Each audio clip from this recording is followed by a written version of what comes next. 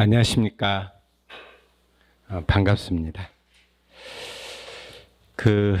본 수업은 이제 이론 수업입니다.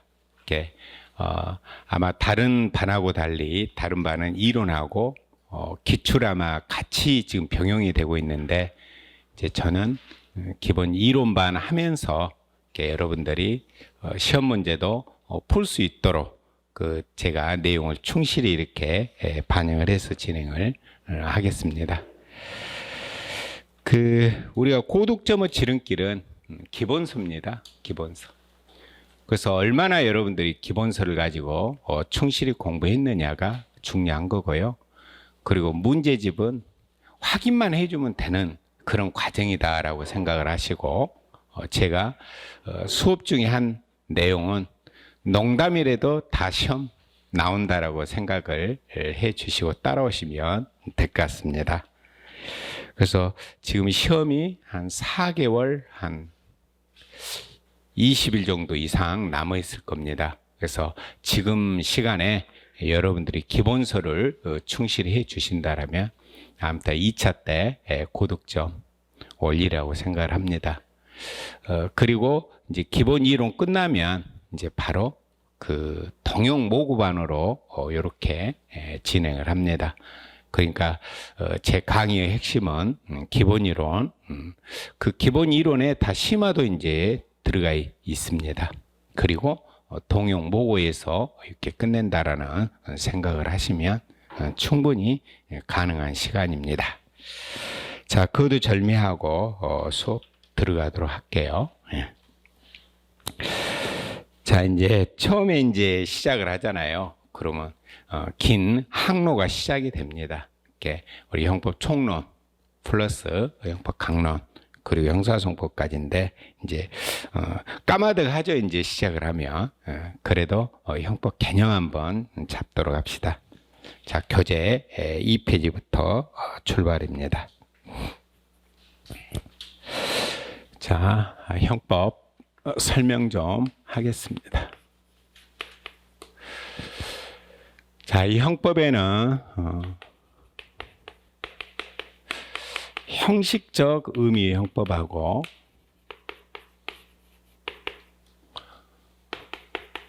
실질적 의미의 형법이 있습니다만, 이 두 개는 동일한 것이냐라고 하면 서로 일치하지 않는다. 이게 굉장히 중요한 말입니다.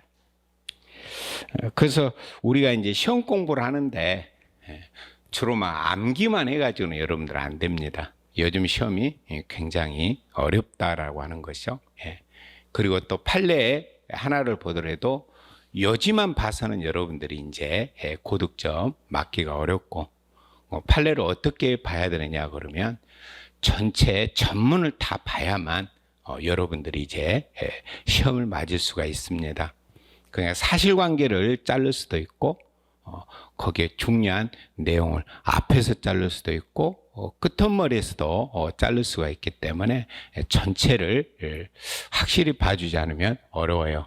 그래서 제가 뭘 의미를 이야기하려고 하냐면, 일단 개념과 이론이 충실히 되어 있으면 우리가 내용을 모르더라도 찍을 수 있다는 겁니다.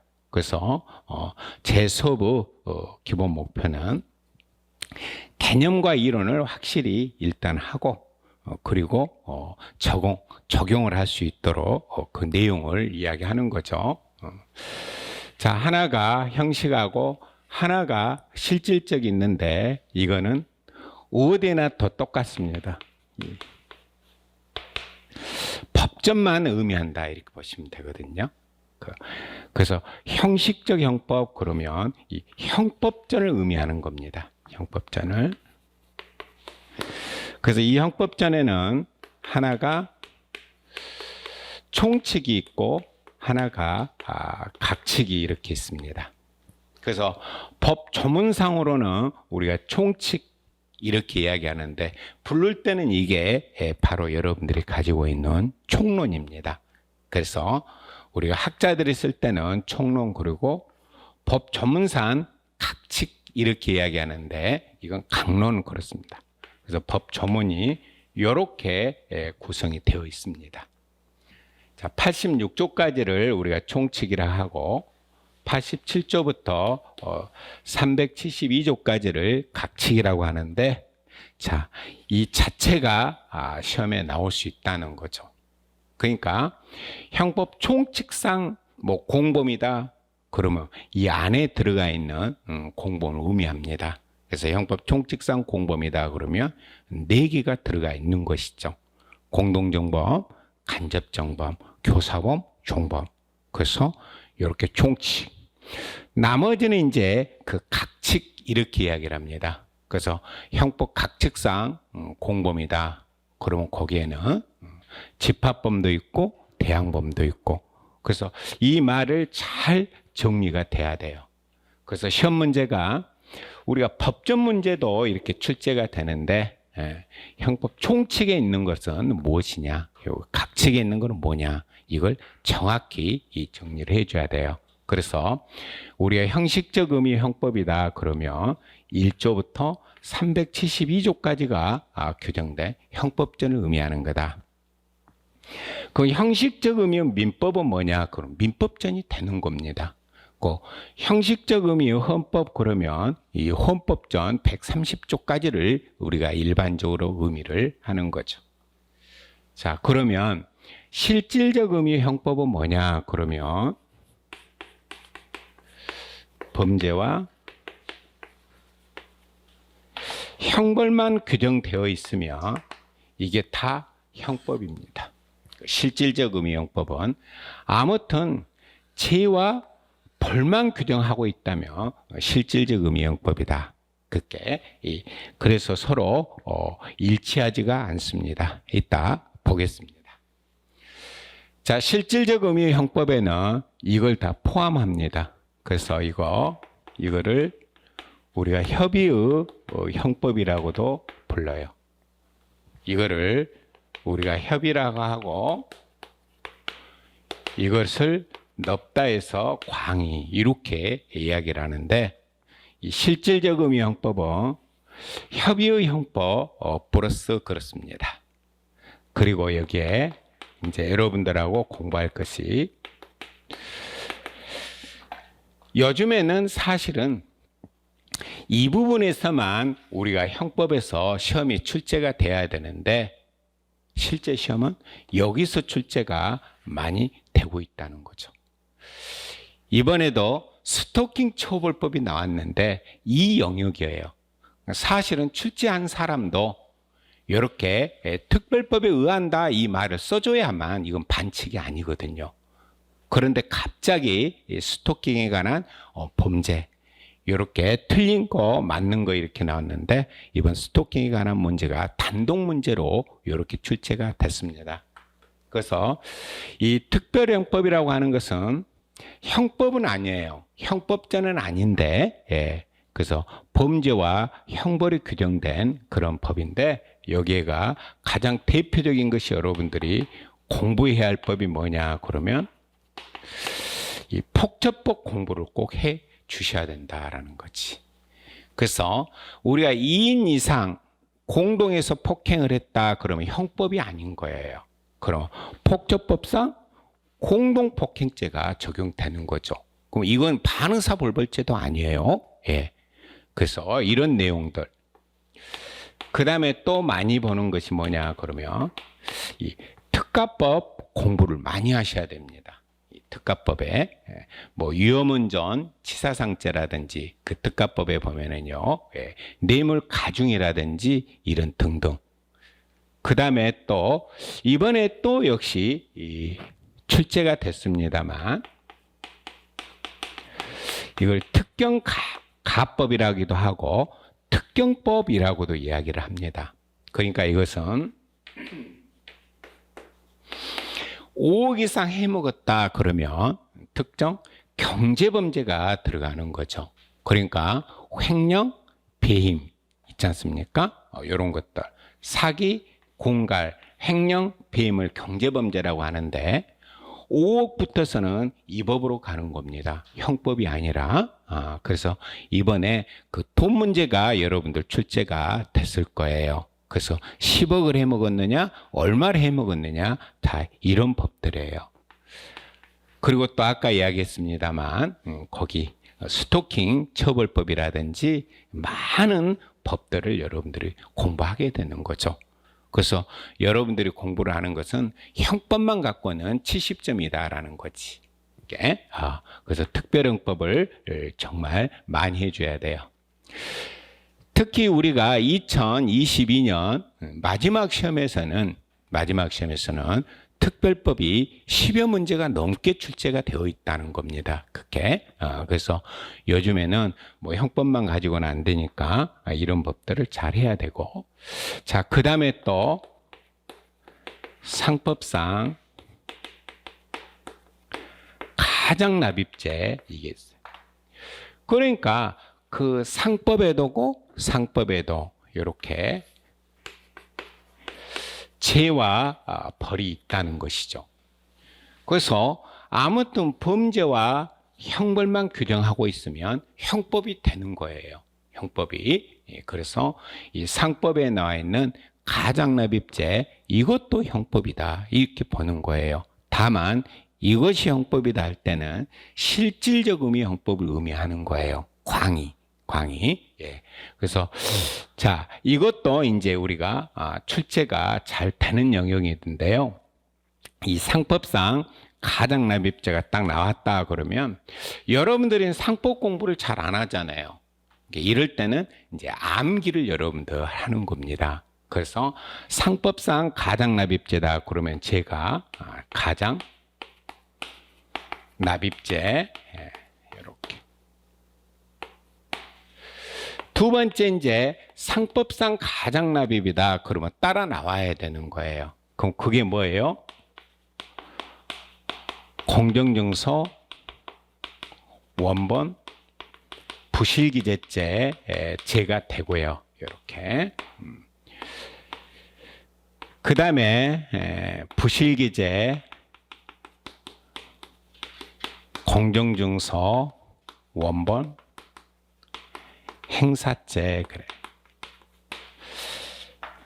이게 상법상 가장납입만 했다 그러면 죄가 딱 3개가 되는 거예요. 왜 그러냐면 이 가장납입을 하느냐 그러면 이렇게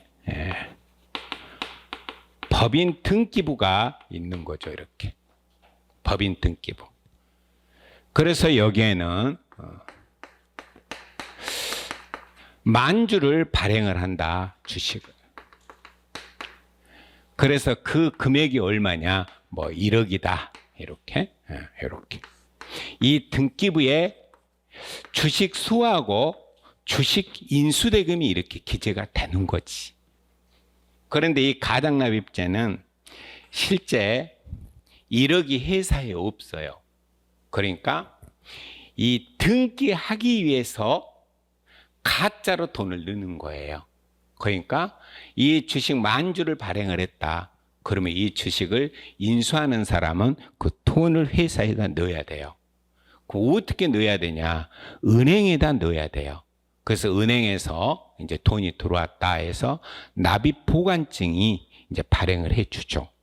그 납입 보관증을 주면은 이 납입 보관증을 가지고 등기소에 가야 돼요. 그래서 이제 등기가 끝이 났다. 그 이 돈을 다 빼가버려요. 이렇게 빼가요. 그러니까 A라는 회사를 만들고자 하는데 돈이 없는 거지.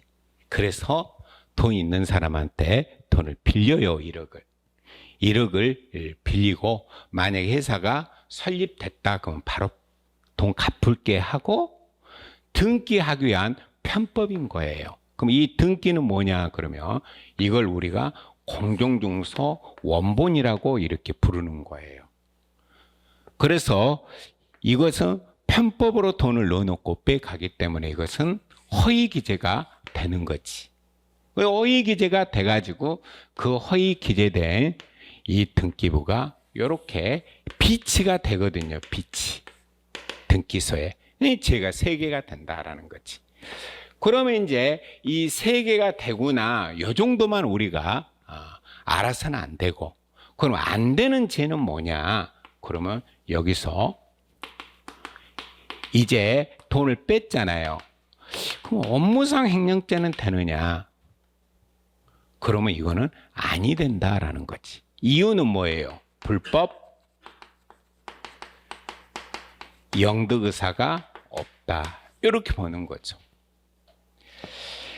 회사를 설립하기 위해서 편법으로 등기하기 위해서 한 것이지, 그잖아요. 회사는 설립이 됐잖아요. 그러면 애초에 빌렸던 돈을 지금 변제한 거예요, 변제.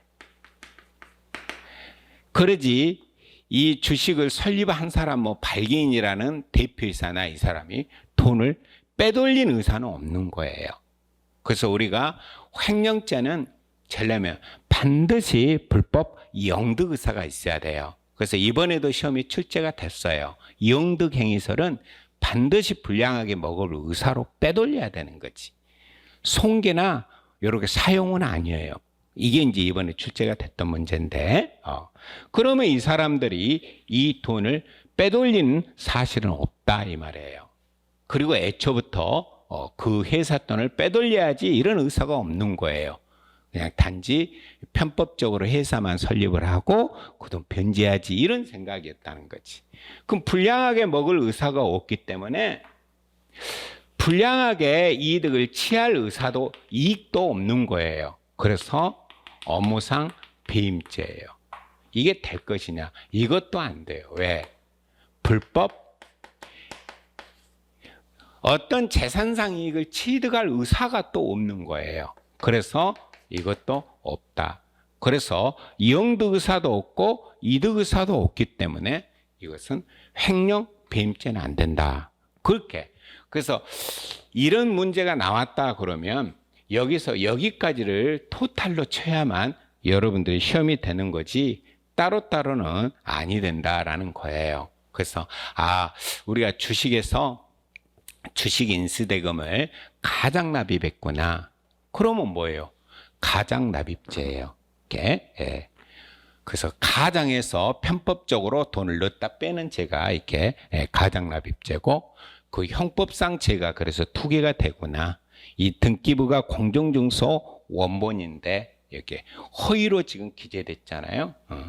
그리고 이 등기소유가 비치가 되기 때문에 여기까지다. 그러나 불량하게 돈을 빼먹을 영득 의사도 없고 재산상 이익을 취득할 의사도 없다. 그래서 두 개는 안 된다. 정말 시험 잘 나온 그런 파트다라는 거지. 자, 그래서 이 두 개의 관계인데요. 거기에 2페이지 보면 양자의 관계 있습니다. 이건 꼭 정리가 돼야 돼요. 그 양자는 불일치한다. 이게 답입니다. 그렇습니다. 서로 불일치해요. 그래서 이게 협의의 경우 형식적은 말 그대로 법전만 의미하구나. 그런데 실질적 의미형법은 정말 그 범위가 넓구나라는 생각을 해 주시고, 또 하나 이제 거기에 여러분들 나오잖아요. 양자관계에서 형식적 의미의 형법, 이건 형법전이잖아요. 그래서 형법전에는 거기 실질적 의미의 형법에 속하지 않는 사항도 있다. 이게 이제 무슨 말인가요? 예. 자, 형식적 의미의 형법에는 범죄와 형벌이 뭐예요? 이게 실질적 의미의 형법이에요. 이렇게. 자, 실질적 의미 형법은 뭐예요? 죄와 벌만 의미하는 거예요. 그러면 이 형식적 의미 형법에는 이렇게 죄와 벌만 규정한 게 아니에요.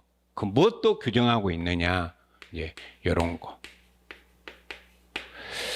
범죄 형벌이 없는 것도 규정을 하고 있는 거죠. 그래서 여러분들이 이걸 공부를 하고 있어야 된다라는 거지. 그 무엇이 규정되어 있어요? 거기에 양형 조건이 규정이 되어 있습니다. 양형. 그 1번입니다. 양형. 이번에 형사소송법에서 이제 출제된 것이 양형이에요. 양자이래요. 양자. 이 양형의 조건은 자유로운 증명으로 족하다라는 거예요. 양형 사유들. 그럼 뭐 있느냐? 그럼 이제 형법에 양형의 조건이 여러분들 나옵니다.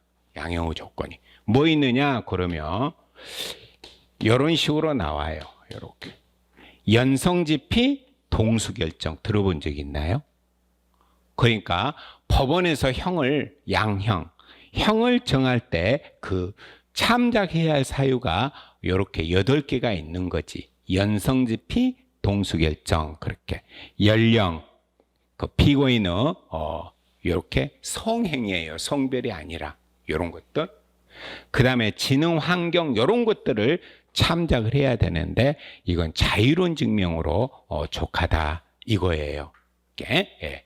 근데 이거를 엄격한 증명이다 해서 이제 틀린 이번에 형사소송법 조문이에요. 그래서 우리 형법 51조에 양형의 조건이 규정이 되어 있는 거죠. 그럼 양형의 조건은 뭐예요? 범죄와 형벌이 아니잖아요. 이것도 여가 안에가 있는 거예요. 그 다음에 친고죄 고소 이것도 형법에가 있습니다. 그래서 우리 형법에 친고죄가 3개가 있잖아요. 삼업이, 사자, 명예훼손죄, 모욕죄, 비밀침해죄, 업무상 비밀누설죄가 있는데 이 경우는 고소가 있어야 검사가 공소제기할 수 있다. 이게 있는 거예요, 지금. 그럼 이거 범죄하고 형벌하고 관련 없는 거잖아요. 이것도 있다는 의미고요. 예. 그리고 재물의의가 있습니다. 관리 가능성설이에요. 그래서 관리할 수 있다면 싹 다 재물이다. 이 규정이 있다는 거예요. 형법에가. 예. 그 다음에 뭐 그런 내용들. 그래서 형의 시효 있잖아요. 형의 실효.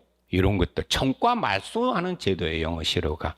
그래서 이 의미를 잘 해 주셔야 돼요. 그러니까 이 형법전에는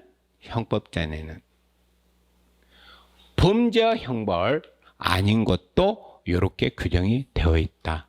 그래서 이건 일치하지 않는다.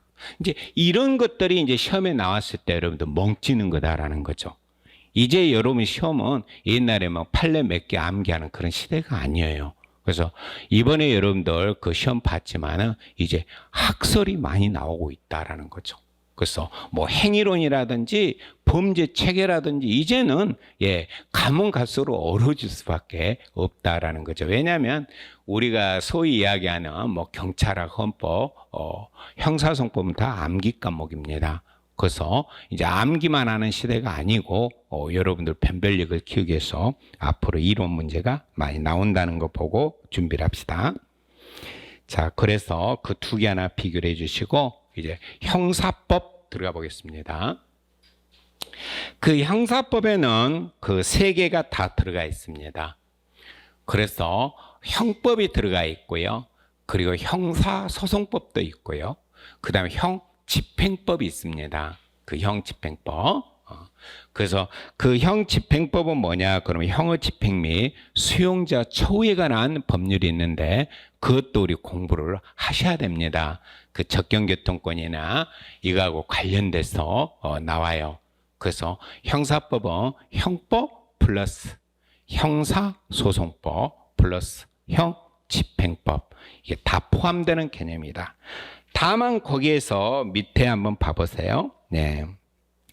형사소송법과 형집행법은 형사법에는 속해요. 형사법에는 속해요. 그러나 어디에는 속하지 않는다? 형법에는 절대 속하지 않아요. 그래서 이제 이런 것들. 자, 형사소송법하고 형집행법은 여기 어디에도 속하지 않는다. 이거는 형법일 뿐이다라는 거예요. 그래서 이 지문도 나올 가능성이 있다. 이렇게 보셔야 돼요. 예. 그래서 그 형사소송법하고 형집행법, 형사법에는 들어가요. 형사법에는. 그렇지만 형법하고는 전혀 별개다라는 걸 여러분들 꼭 정리해 주세요. 그 지문도. 예. 자, 3페이지 형법의 기능 가도록 합시다. 자, 우리가 형법 하면은 한마디로 이야기할 때 이거예요. 두 개. 이렇게. 이걸 놓치면 안 된다는 거죠. 이렇게. 형법은 우리가 영화 제목처럼 죄와 벌이에요. 범죄와 형벌인 거죠. 이걸 규정을 하고 있는 거죠, 형법은. 형법은 범죄와 형벌을 규정을 하고 있는 거지. 다만 범죄는 뭐냐? 그러면 여러분들이 이렇게 정리를 해 주는 것도 좋아요. 형법은 이 두 가지를 규정하고 있구나. 그래서 범죄도 규정하지만 형벌도. 그런데 이 범죄는 뭐예요? 범죄는 우리는 범죄가 성립하기 위해서는 반드시 세 가지가 있는 거지. 그걸 우리가 3단계 그러는데 요 세 가지다라는 거지.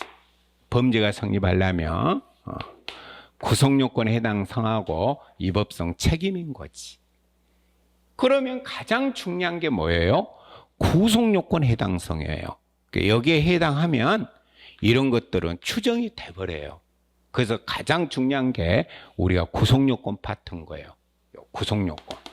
그래서 우리가 형법 강론을 공부를 잘하려면 이 구속요건을 거의 암기하고 있어야 돼요. 구속요건. 그럼 구속요건은 뭐냐? 형법전에 픽스가 되어 있어요. 이를테면 살인죄다. 그러면 구속요건이 어떻게 되어 있어요? 사람을 살해한 자는 거기까지예요. 그리고 절도죄다. 그러면 타인의 재물을 절취한 자는 그렇습니다. 그래서 우리가 형법의 대원칙이 뭐예요? 죄형 법정주의예요. 뭐예요? 죄형 법정주의. 범죄도 형벌도 반드시 이 법률에 규정을 하고 있어야 된다는 거예요. 그렇게. 그래서 우리는 법에 구속요건도 규정이 되어 있어야 되고 형벌도 규정이 되어 있어야 돼요. 사람을 살해한 자는, 타인의 재물을 절취한 자는, 사람을 폭행 협박하여 강간한 자는 반드시 명확하게 규정되어 있어야 돼요. 그래서 이 두 개에서 끝나는 거예요. 명확성 원칙도 두 개예요. 구속요건의 명확성, 형벌의 명확성. 그 죄형 법정주의도 뭐예요? 법률에 구속요건이 픽스가 돼야 되고 형벌도. 그리고 나중에 세세한 것만 위임하면 되는 거예요. 그러니까 일단 법률에 그것도 국회의원이 우리가 만든 성문의 법률에 반드시 구속요건, 형벌이 규정되어 있고 나머지 세부 사항은 명령, 규칙이 이미 가능한 거예요. 그래서 이 두 개를 놓치면 안 된다라는 거예요. 그래서 법에 반드시 구속요건은 규정이 되어 있어야 돼요. 그럼 어느 정도로 규정되어 있어야 되냐? 구속요건은. 어떤 행위가 범죄가 될 것인지. 그러니까 사람을 살해한 자는 그렇게 해요. 사람, 살해. 이런 게 찔르면, 목 조르면, 독약을 먹이면 이게 살인죄가 되구나. 이렇게. 그래서 어떤 행위가 범죄가 되는지 명확히 규정이 되어 있어야 한다는 거지. 그리고 형벌도 마찬가지예요. 형벌의 종류, 상한, 폭까지 이렇게 완전히 여가 법률에 규정이 되어 있어야 된다. 그리고 나머지 세부 사항들은 이제 명령이나 규칙, 여기에 임해도 괜찮다. 이게 이제 임의법인 것인데, 아무튼 그러면 이렇게 형법이 규정을 하고 있는 이유가 뭐냐라는 거죠. 첫 번째 규제적 기능이에요. 그래서 우리 형법은 죄와 벌을 규정함으로써 규제를 하는 거예요. 규제. 여기서 중요한 건 두 개예요. 불러봐. 일반 국민 1번, 법관 2번 그래요. 그래서 일반 국민만 규제한 게 아니라 법관도 규제해요. 그래서 일반 국민한테는 거기가 있죠. 예, 금지. 명령을 하고 있는 거예요. 그럼 살인죄는 뭐예요? 금지하는 거예요. 금지. 너희들 살해하지 마라. 사형까지 줄 테니까 이 말이에요. 금지. 그 태거불응죄는 집주인 나가라. 그러면 너 나가야 돼. 그게 명령. 그래서 형법에는요, 이렇게 일반 국민한테 법에서 하지 말아면 안 해야 되고, 또 해라 그럼 나가라 그러면 나가라, 예, 그런 거예요. 그래서 이걸 우리가 뭐라 하냐, 행위규범이다 이렇게 이야기를 하는 거죠. 그 법관도 재판할 때 형법에 그 범죄하고 형벌 내에서만 재판해야 된다 그 말이에요. 그래서 형법은 무슨 규범이자 무슨 규범이다? 행위규범이자 재판규범이다. 둘 다다라는 걸 꼭 정리하셔야 됩니다. 두 번째, 보호적 기능이에요. 보호적 기능. 그럼 보호적 기능도 둘 다다라는 거예요. 둘 다. 그래서 우리 형법은 법익만 보호하는 게 아니에요. 그래서 우리 법익은 뭐 있어요? 개인적 법익도 있고 사회적 법익도 있고 국가적 법익도 있잖아요. 각 측에. 예. 그래서 그 법익만 보호하는 게 아니라 우리는 행위도 보호하고 있는 거예요. 그럼 그 법익에서 나온 게 뭐냐? 그럼 결과방가치입니다. 결과방가치. 그리고 행위도 보호하고 있는데 이게 행위방가치인 거예요. 그래서 형법에서 법익을 보호하고 있는데 그걸 법익을 침해했다든지 위험을 가져왔다. 이걸 우리가 뭐라고요? 결과방가치다. 이렇게 이야기한 거예요. 그래서 만약에 결과방가치에 관한 시험에 나왔다. 그럼 법익 하나만 누르면 다 답인 거예요. 아닌 거 그러면 법익만 지워버리면 다 답인 거예요. 그쵸? 예. 그래서 여기서 다 기어 나온 거예요. 불법적인 개념이. 그래서 형법은 법익만을 보호한다. 그러면 틀린 지문이 되는 거예요. 그리고 그 일반 규제적 기능에서 일반 국민만을 규제한다. 그러면 또 틀린 거예요. 거기 법관도 있다는 거고. 예.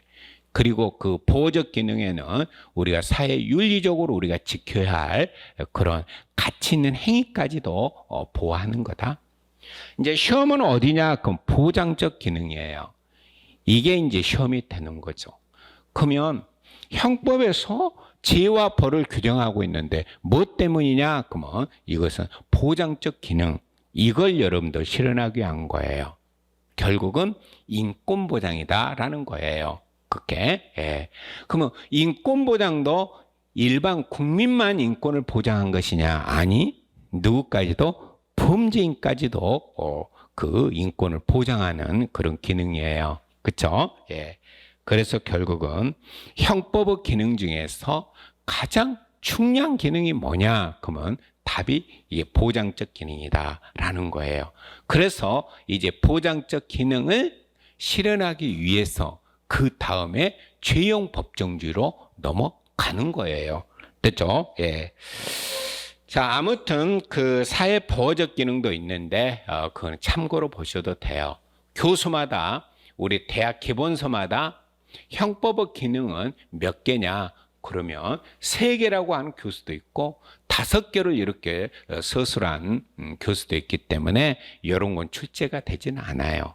다만 이제 출제된다면 가장 중요한 거는 뭐다? 보장적 기능이다. 그러니까 여러분들이 형법을 무엇 때문에 배우고 있느냐? 그러면 우리 일반 국민의 그런 인권 보장하고 그 범죄인의 인권을 보장하기 위해서. 그래서 여러분들이 현직에 가더라도 범죄인, 그 범인도 인권을 보장하면서 적법 절차를 준수해야 된다라는 거죠. 자, 마지막 5번에 우리 실제 출제 문제입니다. 그래서 여기에 보호적 기능하고 보장적 기능하고는 어떤 관계냐? 그러면 정반대 관계다라는 거예요. 정반대 관계. 이게 우리 시험에 출제가 작년도에 됐습니다. 그래서 보호적 기능하고 보장적 기능은 서로 반대다. 그래서 반비례 관계다라는 거지. 출제됐을 때는 비례 관계다 그랬는데 틀린 지문입니다. 자, 반비례예요. 왜 반비례느냐? 그러면 보호는 적극적으로 보호해야 돼요. 적극적으로. 그래서 여러분들의 생명신체라든지 형법에서 적극적으로 보호해 줘야 돼요. 그럼 보장은 뭐냐? 인권을 침해하면 안 된 거예요. 그래서 기본권, 인권 침해하면 안 된다. 그래서 이게 서국적인 거예요. 그래서 보호적 기능은 적극적으로 국가가 이렇게 그 일반 국민이나 범죄인을 이렇게 법익을 보호해야 된다. 그래서 보호적 기능은 적극적 기능을 의미하고, 그렇지만은 인권을 침해해서도 안 된다는 게 정반대가 되는 거죠. 하나는 적극적 측면이고 침해해서는 안 되는 소극적 측면입니다. 그래서 이 두 개가 만약에 너무 법익을 보호하다 보면은 범죄에 되는 경우도 거의 없어요. 이렇게. 그래서 너무 인권 보장만 강조하다 보면 범죄는 또 안 되는 거예요. 그래서 서로 간에 후퇴가 될 수 있다라는 거예요. 그래서 여러분들이 형법을 배우는 목적은 뭐냐? 이 두 가지가 반비례해 있기 때문에, 서로 조화가 안 되고 있기 때문에 두 개를 법익도 보호하면서 또 인권도 보장하기 위해서 이걸 조화시키기 위해서 형법 지금 공부를 하고 있는 겁니다. 예. 그래서 그 과제입니다. 과제 이게. 그래서 시험은 아무튼 거기서 제일 중요한 게 상호 모순 관계다. 이게 시험입니다. 이게 반비례 관계다. 이게 시험입니다.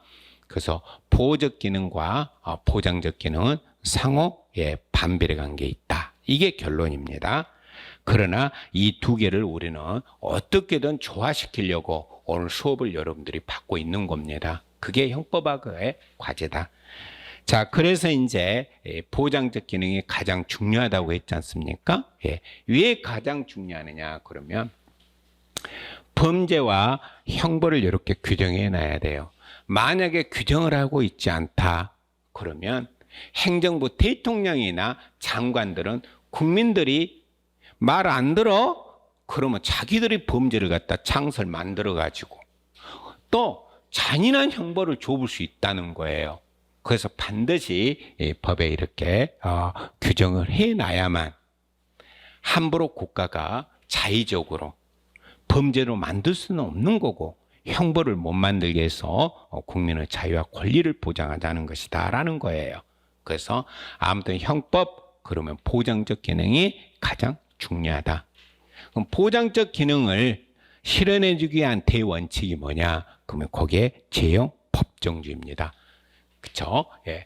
그래서 아까 이제 형법의 개념하고 기능에서 이제 한 문제가 나올 수가 있는데, 그 경우에는 시험에 나오기가 어렵습니다. 그럼 시험은 어디서 나온다? 이제 그가 제형 법정주의에서 한 문제하고 형법의 효력하고 한 문제예요. 항상 이렇게 출제가 되더라고. 그런데 우리가 얘가 서론이거든요. 서론. 그러니까 형법 총론에는 딱 세 파트가 있는 거죠. 하나가 서론이 있고, 두 번째 이야기했잖아요. 죄와 벌이라고. 범죄론이 있고 형벌론, 이 세 파트가 있습니다. 이렇게. 여기서 대부분 두 문제가 나와요. 서론에서. 서론에서 두 문제는 어디냐? 방금 이야기했던 제형 법정주의하고 형법의 효력입니다. 이번에도 그랬고요. 예. 그리고 이제 범죄론이 꽃이에요. 꽃. 그래서 죄와 벌이자 형벌. 그래서 이 형벌론도 한 문제, 두 문제가 나오고 어떨 때는 안 나와버려요. 이렇게. 그래서 결국은 이 범죄론에서 한 10문제 이상이 나온다. 이렇게 보시면 되겠습니다. 그래서 여러분들하고 형법 총론을 4주를 해야 되는데 대부분 범죄론에서 머무르게 된다라는 거예요. 그리고 이번 우리 기본 이론반은 일주일에 12시간이지 않습니까? 12시간. 그래서 10주예요. 120시간이에요. 그러면 엄청 빨리 가야 돼요. 그러니까 원래는 한 160에서 170시간 정도를 해야 되는데 여러분들은 이게 아니고 이거에 끝낸다라는 거지. 그럼 이거에 끝낸다라고 하는 것은 여러분들이 2차에 우리가 올인한다 이 말입니다. 그래서 시험 나올 것만 찍고 가야지 않으면 120시간에는 어렵다. 그래서 군더더기는 다 소거시키고 이렇게 시험 위주로 갈 겁니다. 자, 아무튼 이 제형법정주의가요, 이거 하려면 1년치입니다. 1년치. 제형법정주의 이거 하려면 1년에도 부족해요. 그런데 여기서 한 문제가 나온다? 예. 그래서 이 제형법정주의는 제가 오전에 여러분들 다 끝내야 된다라는 겁니다. 그래서 물론 왜 그러면 제형법정주의를 한 문제 나오니까 1시간이면 끝내면 좋은데 왜 오전에 해야 되느냐? 이 제형법정주의를 알아야 전체 여러분들 맥락을 잡아낼 수 있고요. 여기서 안 나오지만 저 뒤에서 다 나오는 내용들이 다 나온다라는 거예요. 그래서 이 제형법정주의를 얼른 벗어나지 않으면 진도는 빼기 요연하다라는 거죠. 자, 한번 봅시다. 한 문제입니다. 그래서 제형법정주의는 되도록이면 빨리 끝내는 걸로 하겠습니다. 자, 개념이에요. 말 그대로입니다. 제형법정주의입니다. 이제 요거.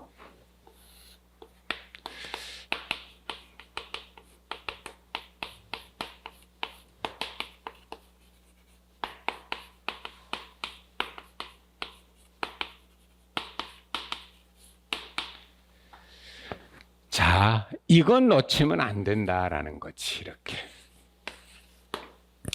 자, 항상 이야기하지만 형법은 이 두 개만 가지고 흔들면 되는 거예요. 뭐예요? 범죄와 형벌이에요. 그래서 구속요건과 형벌이에요. 이거는 반드시 법에다 규정해야 돼요. 이 법은 무슨 법이냐? 그럼 국회의원, 이제 우리 며칠 후에 이제 국회의원 뽑습니다. 우리 대표예요, 우리를 대신해서. 그 사람들이 법에다 반드시 이걸 규정해 놔야 돼요. 그렇지 않으면 함부로 국가가 우리 범죄 만들 수도 있고 잔인한 형벌을 줘올 수 있는 거예요. 그래서 반드시 이 법에다가 규정을 해야 된다라는 거지. 이유는 인권 보장이다라는 거지. 우리 자유와 권리를 그 사람들이 보장하기 위해서 이렇게 규정한 거다라는 거죠. 두 개입니다. 그래서 죄와 벌을 반드시 그 법률에다 규정해야 된다. 이게 제형법정주의입니다. 이걸 가장 쉽게 표현하는 말이 뭐냐? 거기 포에르 바 하나는 정리합시다. 시작. 법률 없으면 범죄 없고 형벌 없다. 이게 가장 간단한 용어입니다. 됐죠? 예. 그래서 제형법정주의를 가장 간단하게 표현하는 말이 이겁니다. 시작. 법률 동글입니다. 법률입니다. 이 법률 없으면 뭐 없다?